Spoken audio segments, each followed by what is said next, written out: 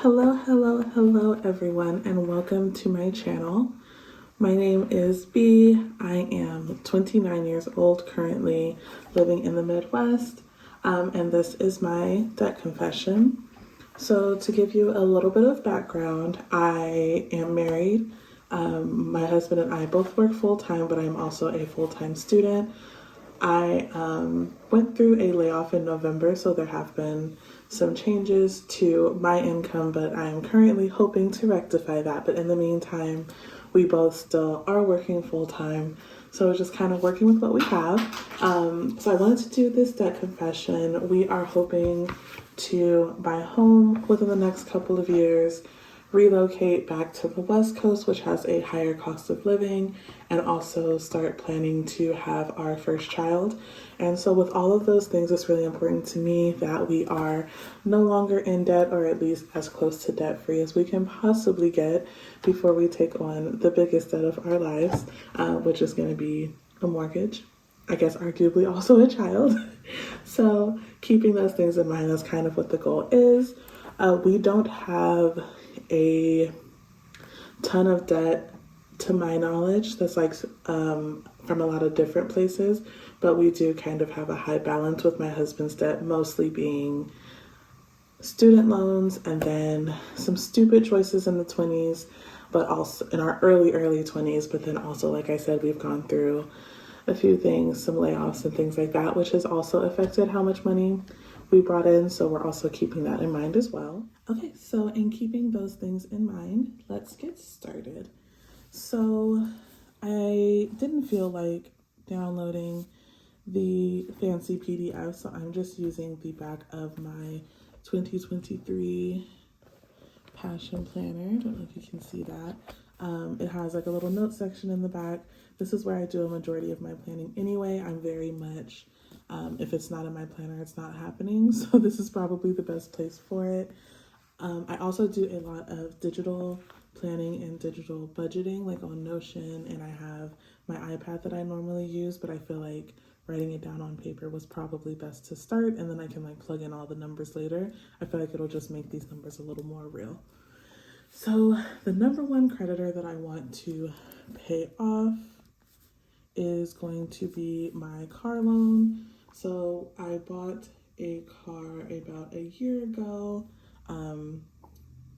when I still did not have the greatest credit, but we needed a second car. Thank goodness we did, because our other car ended up dying a couple of months later.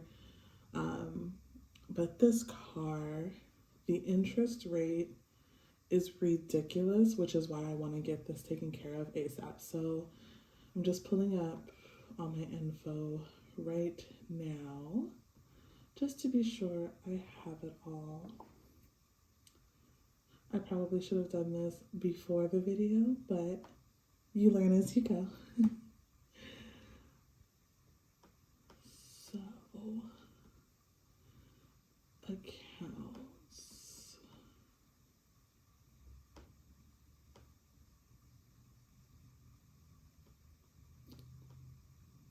Okay.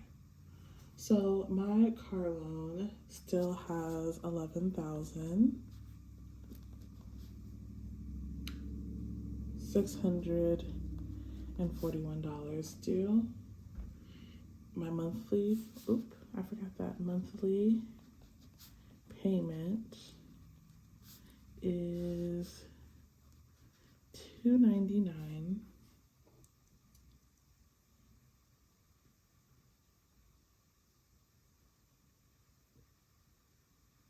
And I believe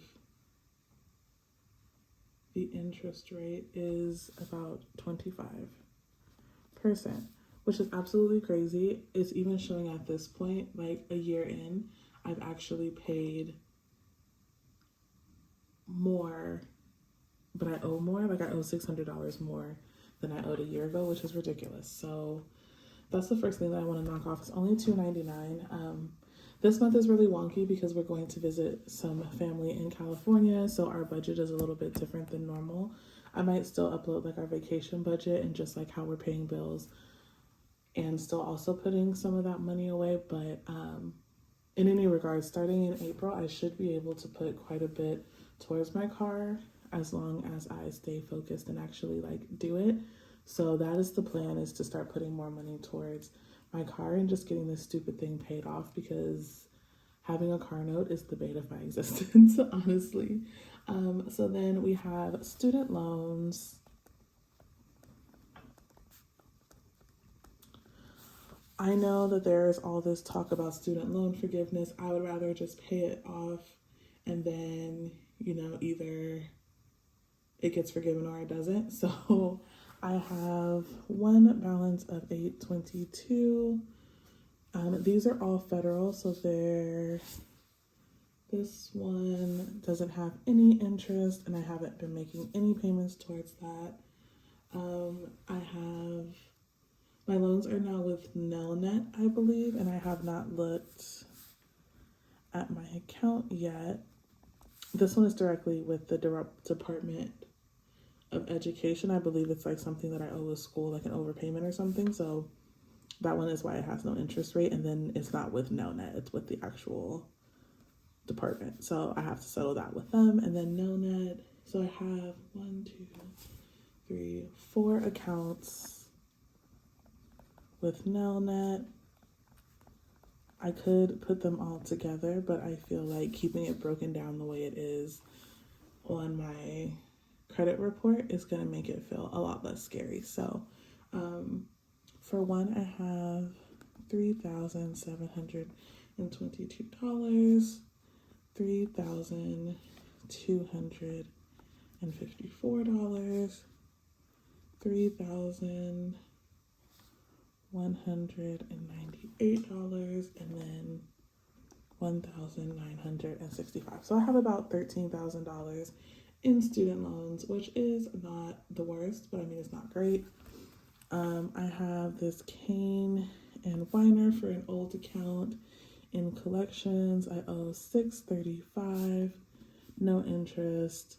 And then I have Eastern Account Systems. I'm not sure off the top of my head what account this is for. I think this is an old internet account. Also in collections, no interest.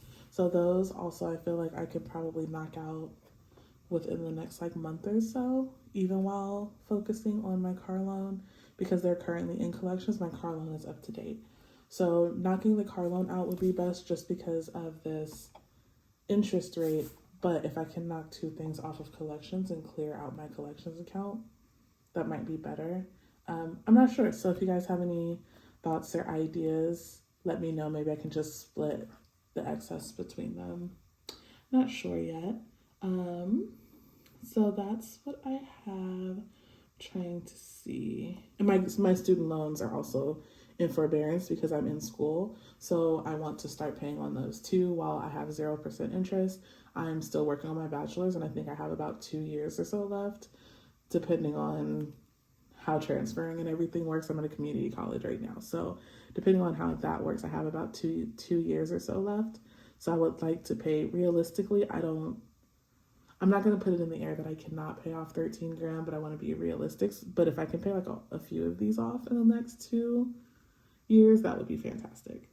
So, some closed accounts. So I have a couple of closed credit cards. They're not all up to date yet. So I have one that's called Green Technology.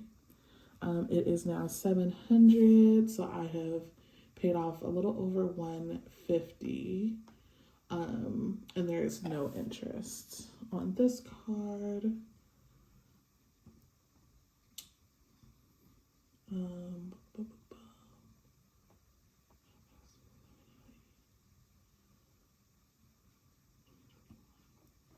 I have First Premier Bank, which I owe $708. That one is also a closed account, but it still shows up, so I want to make sure I pay it off.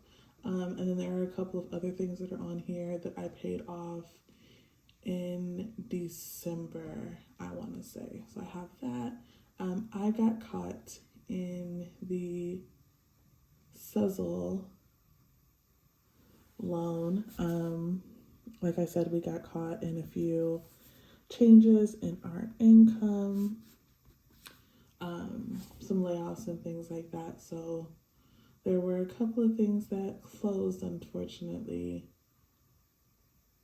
and we are just working on paying it off and just getting back into a good spot.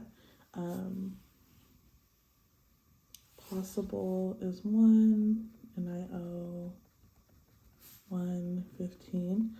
Writing all of these out makes it really real because, like I said when we first started, I was like, oh, I don't have a lot of, it's closed. I don't have a lot of debt in a lot of different places and things like that. And so I think seeing it here has made it very clear, like, I have a little bit more debt than I thought. So when I look at the summary, it says that I have $1,399 in collections, $12,961 in student loans, $1,534 in personal loans, and then $11,641 in auto loans. So if we add those together,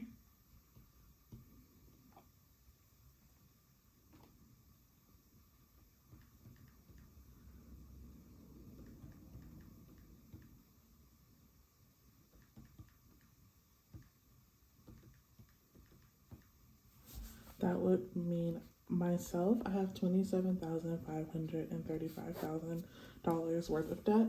Last year it was almost $36,000, so I've managed to pay some things off, which is great, but that's still not like an amazing number. So this is just for me. So for my husband, let me see if I can to the other page. Okay, so the debt. Okay. Like I mentioned, my husband's debt is incredibly low. I know that he has 21K in student loans. Right now, he's at 0 interest because of COVID protections, but I think that's going to be expiring soon. So we'll need to figure out what his monthly payment is. And then we have an old Sprint account that's in dispute, but right now it's showing $2,480.37 that's owed. So this is definitely a priority for what we're going to be focusing on. So if we add his debt, now his student loans and everything is roundabout.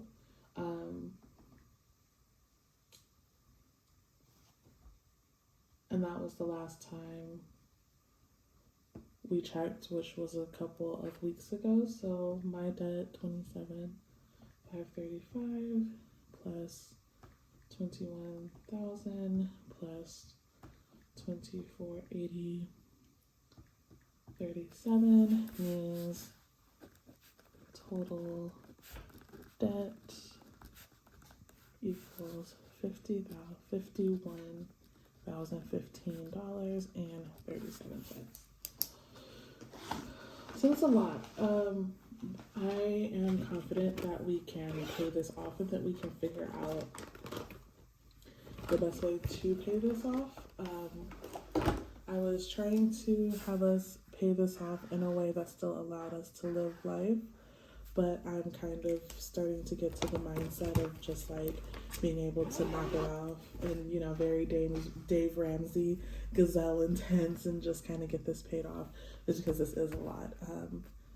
But I think the best thing that we can do for ourselves is start to pay it off. And like I mentioned, over the last year, have paid a couple of things off, and I know the excitement that I feel. Not that I have to hand the money over, that's never exciting, but just the excitement that I feel when I see the changes in my credit score. My credit score has already jumped up like 100 points based off of what I've paid off so far. So it can only get better from here is my thought. So I'm going to post here to keep myself accountable with our budget, our debt payoff, but also some planning. I'm probably going to talk about what it's like being 30 and in traditional community college, what I do to keep my grades up and focus on life and just like a whole lifestyle, getting myself in order to go into my 30s and start grown upping the right way. So thank you guys so much for watching this video. Thank you guys so much for joining, and I will see you in the next video. Bye.